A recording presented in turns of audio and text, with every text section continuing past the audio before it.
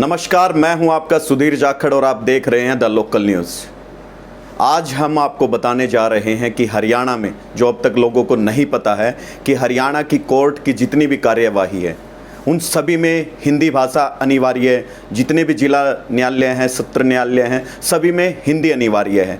हरियाणा राजभाषा अधिनियम 1969 के सेक्शन 3 के अनुसार अब कोर्ट में, डिस्ट्रिक्ट कोर्ट्स में हिंदी भाषा में आदमी, वादी अपने पूरे कोर्ट की प्रक्रिया को जान सकेगा। बाकायदा आपको फैसला, जो आपका कोर्ट का ऑर्डर आता है, वो भी आपको आपकी हिंदी भाषा में मिलेगा। और इस लगातार इस चीज़ को, इस विषय को अंजाम तक, माकूल अंजाम तक पहुंचाने के लिए जिन लोगों ने संघर्ष किया, उन्हीं में से आज एक शख्सियत हमारे साथ है। एडवोकेट नवीन वशिष्ठ जी हैं। पूर्व में हरियाणा सरकार में सहायक महाधिवक्ता रह चुके हैं। और आपको बता दें कि 11 मई 2020 को हरियाणा राजभाषा अधिनियम में संशोधन किया गया और इस पर पूरे हरियाणा के 90 में से 78 एमएलए, सैकड़ों महाधिवक्ताओं और अधिवक्ताओं की जो ये संघर्ष रहा, उनकी बदौलत आज हिंदी भाषा आपके कोर्ट की कार्यवाही में लागू की गई है। हमारे साथ मौजूद हैं पूर्व में सहायक महाधिवक्ता रहे नवीन कौशिक जी।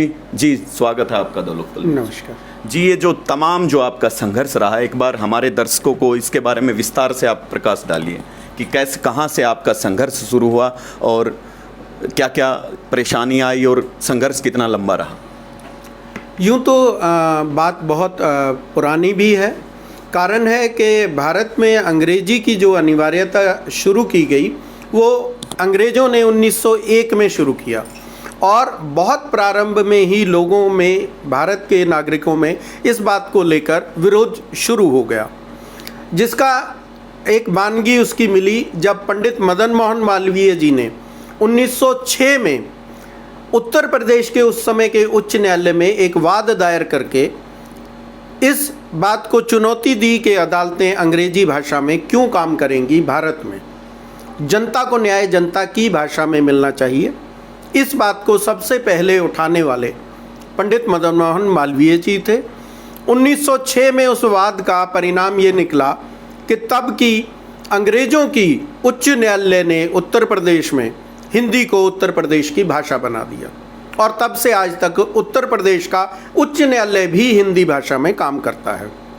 हम लोग 2010 में हमारे एक साथी आशीष राय जी ने दिल्ली उच्च न्यायालय में एक संगोष्ठी का आयोजन किया और इस विषय को रखा, जिसमें कई माननीय न्यायाधीश और वरिष्ठ अधिवक्ता शामिल हुए। इसके बाद 2012 में दिल्ली में ही देश भर से अधिवक्ताओं को इस विषय पर चर्चा करने के लिए बुलाया गया। लगभग 100 अधिवक्ता देश के अनेक राज्यों से दिल्ली में एकत्र हुए। एक दिन का विचार मंथन हुआ और हम लोगों ने वहाँ से ये तय किया कि एक संगठन बनाकर इस कार्य को आगे बढ़ाया जाए।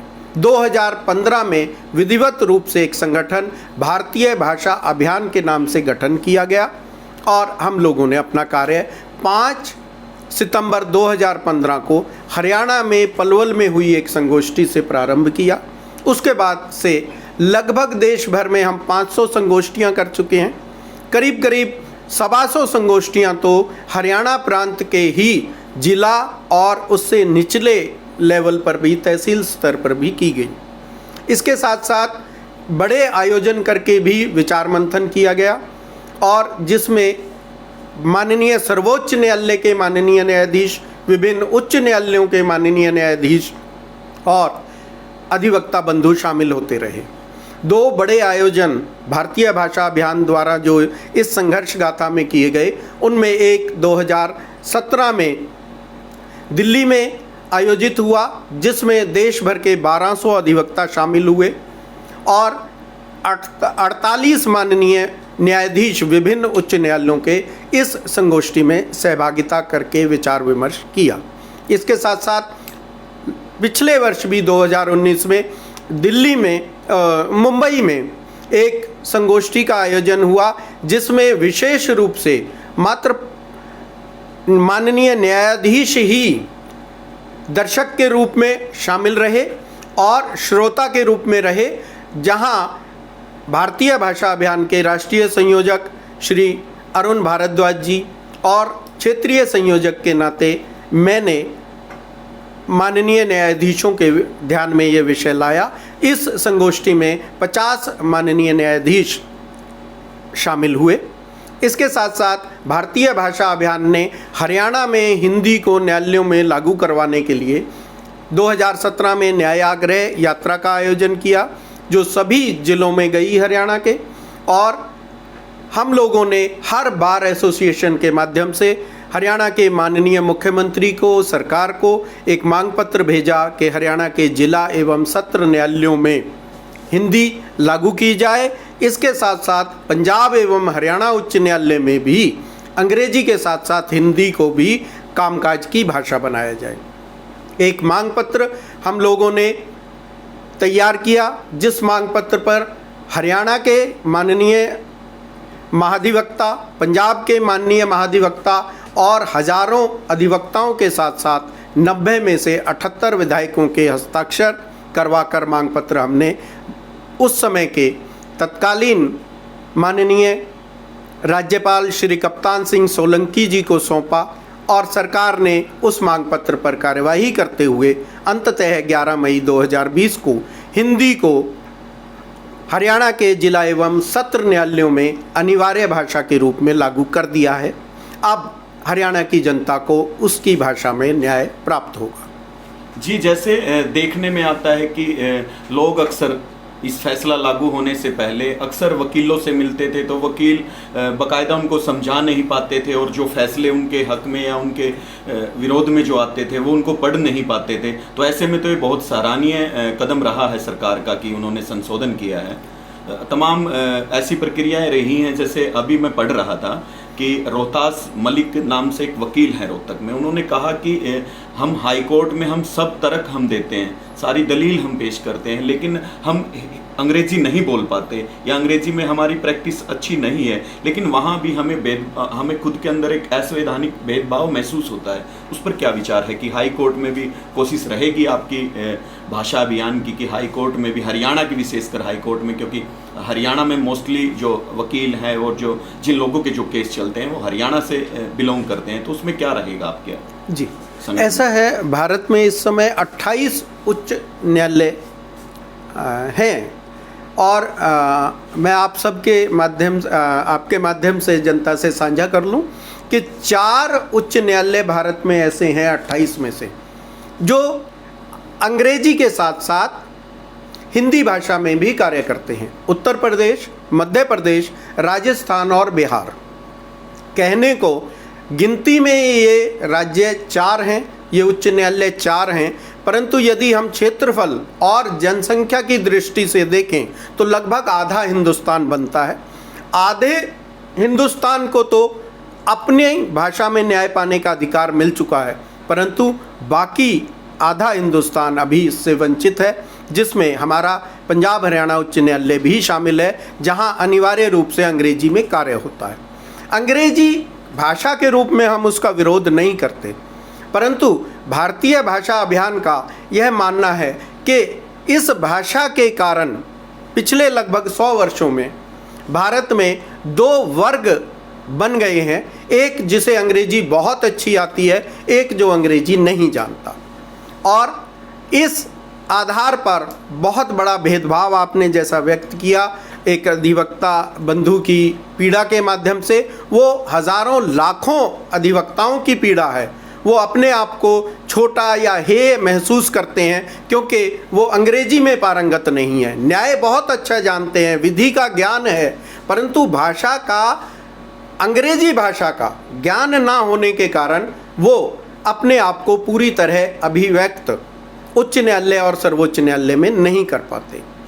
परंतु मैं बहुत खुशी के साथ आप सबसे ये खबर साझी कर रहा हूँ कि हरियाणा की सरकार ने 3 जनवरी 2020 को भारत के माननीय राष्ट्रपति जी की सहमति के लिए इस बात का मांग पत्र भेज दिया है माननीय राज्यपाल जी के माध्यम से कि पंजाब एवं हरियाणा उच्च न्यायालय में हिंदी भी अंग्रेजी के साथ साथ लागू हो।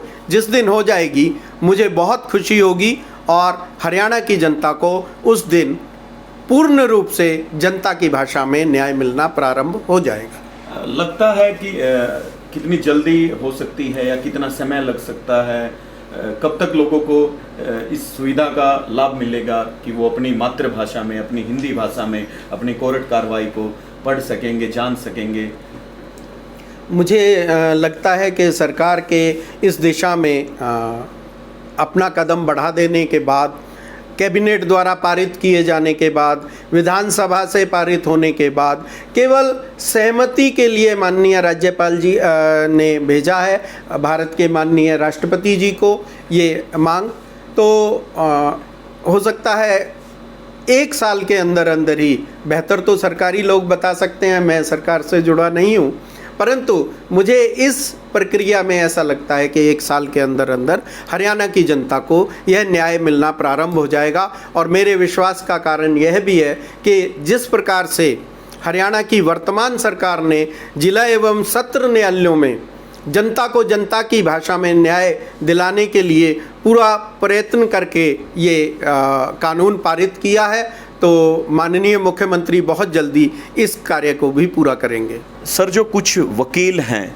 जो इस फैसले के विरोध में सुप्रीम कोर्ट गए थे, सुप्रीम कोर्ट ने वहाँ उनकी याचिका जो है वो स्वीकार नहीं की, खारिज कर दी बाकायदा, तो उनका कहना है कि वो अंग्रेज़ी में ही लॉ पढ़े हैं और अंग्रेज़ी में ही वो आगे जो कोर्ट की जो प्रोसीडिंग्स रहती है उसमें अंग्रेज़ी को ही चाहते हैं। और कितने % ये लोग हैं और इनके बारे में आप क्या बताएंगे? देखिए, जो भारत का सेंसस है, जो जनगणना है, उसके अनुसार भारत में लगभग 20,000 लोग ऐसे हैं, 130 करोड़ लोगों की आबादी में 20,000 लोग जो ये कहते हैं कि उन्हें अंग्रेजी बहुत अच्छे आती है और वो अंग्रेजी को अपनी भाषा मानते हैं। तो आप लगा लीजिए ये कितने % जनसंख्या हुई। उसके बाद दूसरी जो बात है कि जो कुछ अधिवक्ता बंधु कह रहे हैं, आपके साथ मैं साझा कर रहा हूं कि मैंने वो पिटीशन पढ़ी जो हाई कोर्ट में दायर की गई है। इन माननीय और उनके प्रति पूरा सम्मान रखते हुए, उनको ज्ञानवान मानते हुए मैं कह रहा हूं, मैंने वो पिटीशन पढ़ी। उस पिटीशन में जो प्रेयर है वो प्रेयर मांग रहे हैं मैंडेमस की, कि एक पॉजिटिव डायरेक्शन की जाए किसी पॉजिटिव काम को करने के लिए। मैंडेमस तब डलती है, और जब कोई कानून रद्द करवाना होता है, कोई नेगेटिव ऑर्डर हाई कोर्ट से लेना होता है किसी कार्य को रद्द करवाने के लिए, तब सरसरारी डलती है। तो मुकदमा तो वो प्रेयर कर रहे हैं, मैंडेमस मांग रहे हैं और क्वेश्चनिंग मांग रहे हैं वो इस संशोधन की। तो कितना वो कानून का किस प्रकार का उनका ज्ञान है, कितना उनका अंग्रेजी का ज्ञान है, आप इस बात से अनुमान लगा लीजिए। मैं उनके प्रति पूरे आदर भाव रखते हुए इस फैक्ट को आपके साथ साझा कर रहा हूं जो तथ्य है। तो ये वहम है लोगों का कि उन्हें अंग्रेजी आती है। जो भाषा माँ के गर्भ में शिशु 7वें महीने में सुनना प्रारंभ कर देता है, साइंस आज मानती है, अभिमन्यु की कहानी हम सब ने पहले से सुनी है, उस भाषा को हम बेहतर जानते हैं, या जो भाषा हम 4-5 साल की उम्र इस धरती पर गुजारने के बाद पहली बार जाकर ABCD सुनते हैं, उस भाषा को जान पाएंगे। वो भाषा मेरी मातृभाषा इसीलिए कहलाती है क्योंकि मेरे इस धरती पर आकर सांस लेने से पहले वो मुझसे जुड़ चुकी है। और जब मैं ये प्राण, ये शरीर छोड़ दूंगा, जब 4 भाई मुझे उस अंतिम क्रिया के लिए लेकर जाएंगे, तब भी किस भाषा में वो मेरे साथ वो स्वर जो पढ़ेंगे क्या होंगे? वो मेरी माँ बोली में होंगे, किसी विदेशी भाषा में नहीं होते। तो जो भाषा मेरे साथ मेरे जन्म से पहले जुड़ती है और मरने के बाद अंतिम क्रिया तक इस शरीर को छोड़ने के बाद भी मेरे साथ रहती है, क्या जीवन में उस भाषा से बेहतर कोई भाषा हो सकती है? तो ये विरोध केवल उन लोगों का वहम में किया गया, एक भ्रम में किया गया विरोध है, इसके अतिरिक्त कुछ नहीं है। जानते वो भी हैं, बस मान नहीं रहे कि मातृभूमि, मातृभाषा और माँ का कोई विकल्प नहीं होता। माँ के अलावा कोई हमें बच्चे को, अपने पुत्र को, पुत्री को उस प्रकार का प्यार नहीं दे सकती। इसीलिए दूसरी स्त्री को मौसी तो कह सकते हैं, परंतु जिसने जन्म दिया है वो माँ होती है। माँ जैसी तो हो सकती है, परंतु माँ कोई नहीं हो सकती। उसी प्रकार मातृभाषा का कोई विकल्प नहीं है। जी, बहुत बहुत धन्यवाद लोकल न्यूज़ चैनल से बात करने के लिए।